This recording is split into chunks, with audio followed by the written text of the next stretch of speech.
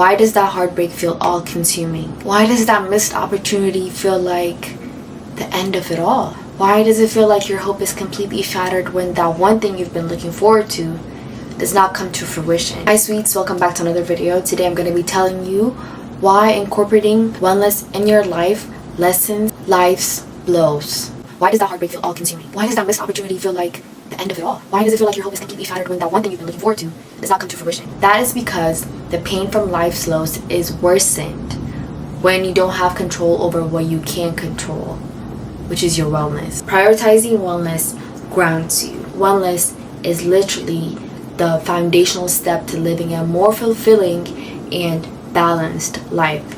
So when you skip this step, when you skip the step of incorporating wellness in your life, life's lows can leave you feeling like you're spiraling.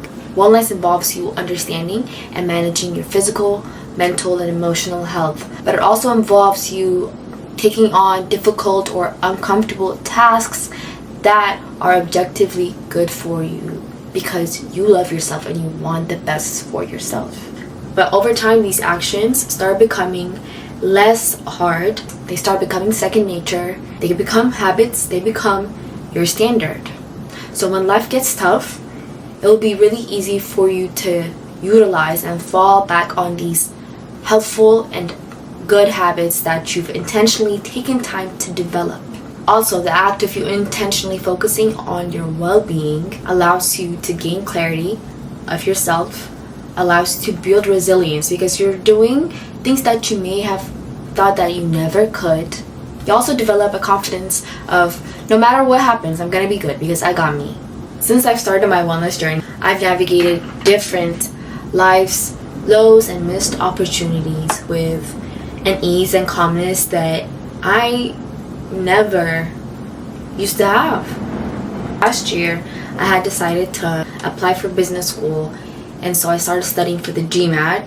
I gave myself almost 2 months-ish to study. Some might say that that's not enough time, and I agree, but I was like, you know what?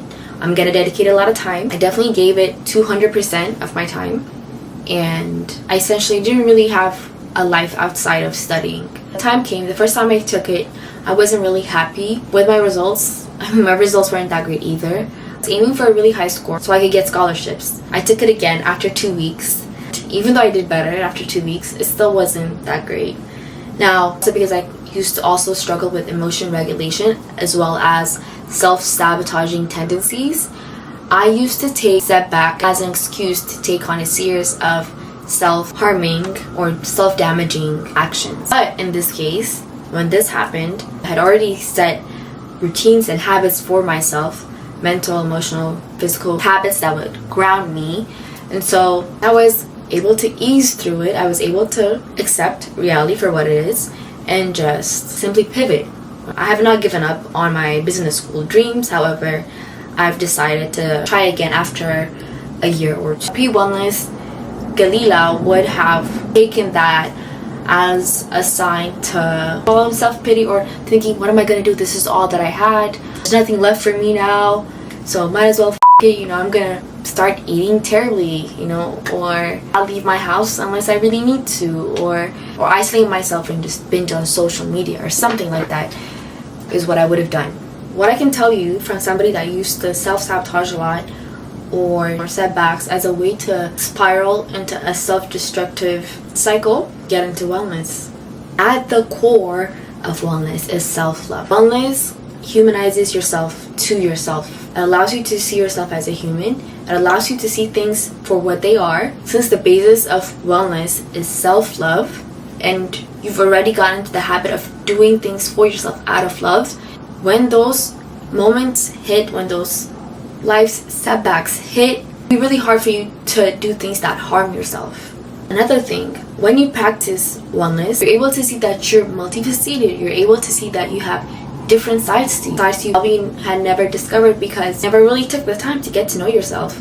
You never really took the time to push yourself, to intentionally make yourself uncomfortable. So now you know that you have all these different sides to yourself. Whatever interests or pursuits you take on, you do so without attaching your sense of self or your self-worth to them, because you now see all the endless possibilities available to you, you find it really hard to contain yourself in that specific pursuit or box.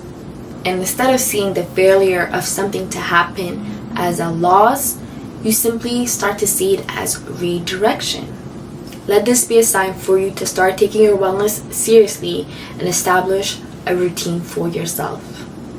That is it for today. Thank you for watching.